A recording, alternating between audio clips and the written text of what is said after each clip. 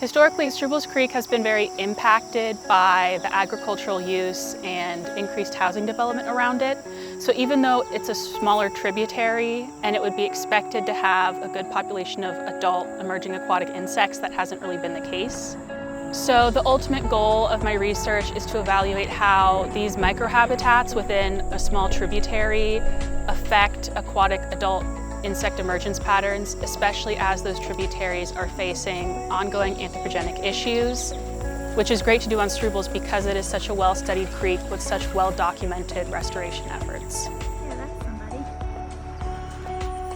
We're mainly finding a bunch of Diptera or true flies, which they are the more environmentally tolerant species. So they're the ones that we can find in the more impacted streams and water ecosystems. But we are also finding Trichoptera or caddisflies. We're finding a few mayflies, which is really great.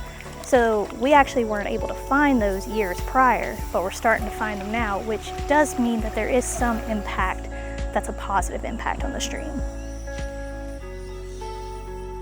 It's been very impactful to me to have the opportunity to do this research, both to develop as a scientist and for my academics.